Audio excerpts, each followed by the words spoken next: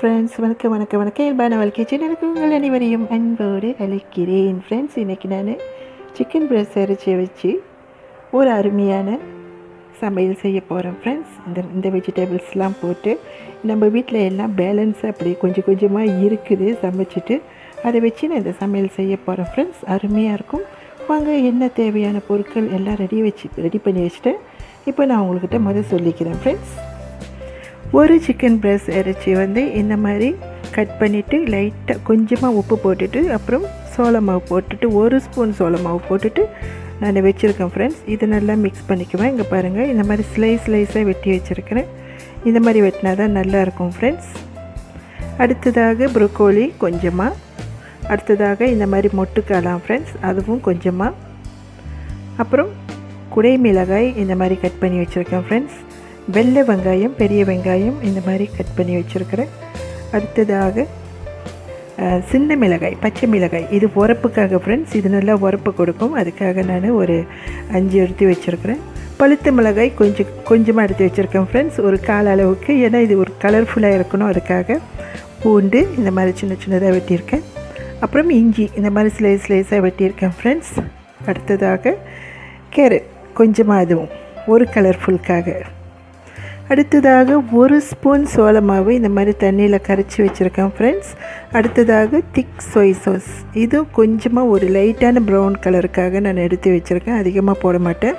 அப்புறம் இது sauce TIRAM கொஞ்சமாக போடுவேன். ஃப்ரெண்ட்ஸ், அதற்காக இவ்வளோ தான். ஃப்ரெண்ட்ஸ், தேவையான பொருட்கள். வாங்க அடுத்ததாக சமைக்கலாம். இதை நல்லா மிக்ஸ் பண்ணி விட்டுக்கலாம். ஃப்ரெண்ட்ஸ், இந்த சிக்கன் நல்லா மிக்ஸ் பண்ணியாச்சு. ஃப்ரெண்ட்ஸ், நான் ஃபர்ஸ்ட் இதை பொரித்து எடுத்துக்க போகிறேன்.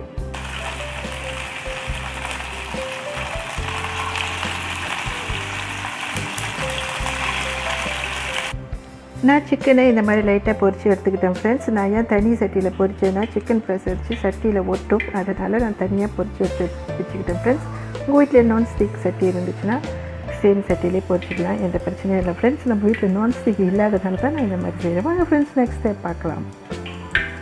இஞ்சி, பூண்டு,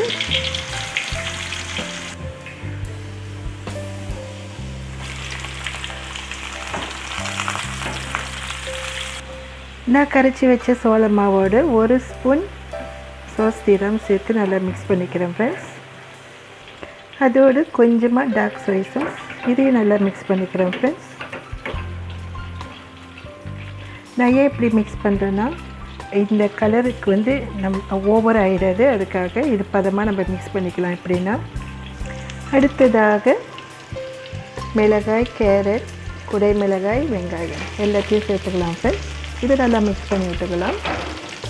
இதோடு ப்ரோக்கோலியும் சேர்த்துக்கலாம், அதோடு சிக்கனையும் சேர்த்துக்கலாம். ஃப்ரெண்ட்ஸ், இது கொஞ்சம் நேரம் வேகட்டும். எல்லாத்தையும் மிக்ஸ் பண்ணிவிட்டு கொஞ்சமாக உப்பு சேர்த்துக்கிறோம். ஃப்ரெண்ட்ஸ், தேவையான அளவு, கொஞ்சமாக தேவையான அளவு. நான் ஒரு 3 மினிட்ஸ் வேக வச்சுட்டேன். ஃப்ரெண்ட்ஸ், அடுத்ததாக நம்ம கரைச்சி வச்ச சாஸ் TIRAM, சோள மாவு, டார்க் சோய் சாஸ், இது நல்லா மிக்ஸ் பண்ணி விட்டுக்கலாம். சார், இவ்வளோ தான். ஃப்ரெண்ட்ஸ், நான் பிளேட் பண்ணிவிட்டு உங்களுக்கு காட்டுறேன்.